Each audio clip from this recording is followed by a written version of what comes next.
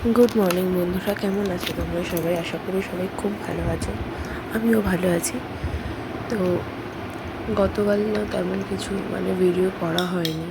আসলে ভিডিও তো আমি একাই সবটা করতে হয়, ঘরের কাজ সব কিছু সামলে না ভিডিও করাটা একটু টাফ হয়ে যায়। তাও আমি চেষ্টা করি যে তোমাদের কাছে সবটুকু পৌঁছানোর, যেটুকু করি ভিডিও।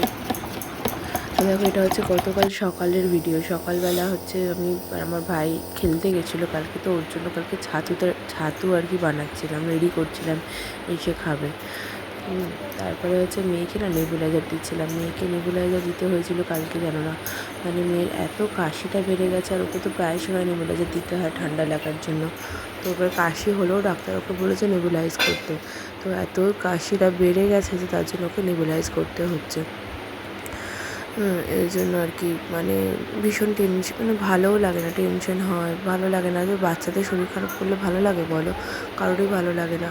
ওই জন্য মুডটাও অফ ছিল, খুব একটা যে মুড ভালো ছিল তাও নয়।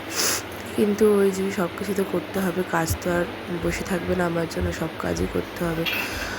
তো তো আমি তখন মেয়েকে নেবুলাইজার দিলাম। তারপরে মেয়ে ব্রাশ ট্রাশ করলো, করে ও তো একাই ব্রাশ করে, মুখটা ধুয়ে দিলাম। তারপরে হচ্ছে সমস্ত যা ছিল আর কি বিছানাপত্র সবটা গোছালাম, কারণ আবার স্কুল আছে, স্কুলে দিতে হবে।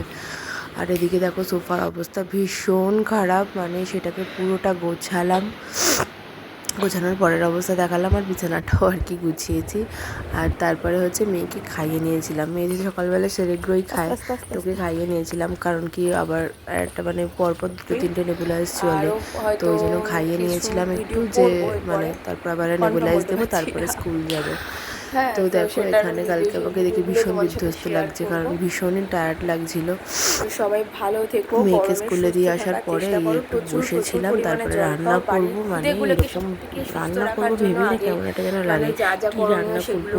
হ্যাঁ, সারাক্ষণ এটাই খারাপ, প্রতিদিন একটা ভাবনা, কি রান্না করবো আজকে, কি রান্না করবো, সকালে কি করবো, রাত্রে কি করবো, এরকম রান্না করাটা একটা বড় ব্যাপার, জানো তো। তারপরে হচ্ছে যে এই গরমের সময় রান্না করা। যাই হোক, প্রচণ্ড গরম পড়েছে, সবাই ভীষণ সতর্ক থাকো, ভালো থাকো।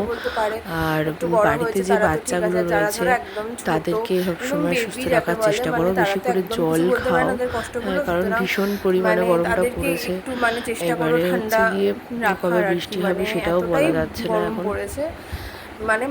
এবার হচ্ছে যে সুস্থ থাকতে হলে তো, ভালো থাকতে হলে তো একটু বেশি করে জল খেতে হবে, পেট ঠান্ডা রাখার জন্য, শরীর ঠান্ডা রাখার জন্য যেটুকু দরকার সেগুলো একটু বেশি করে খাও। বিশেষ করে বাচ্চাদেরকে সুস্থ রাখো, ওদের জন্য তো সব কিছু, আমাদের মায়েদের, তাই না? মায়েদের হোক আর বাড়ির লোকেদের হোক, বাচ্চারা সুস্থ থাকলে তবেই দেখবি বাড়িতে একটা বেশ ভালো একটা মাহল তৈরি হয়। তো দেখো এখানে ওটাই আমিও সেটা কালকে বলছিলাম, কালকে ভিডিওটা সকালবেলা ওই পর্যন্তই করেছিলাম, আর কিছু করা হয়নি। Tata, by.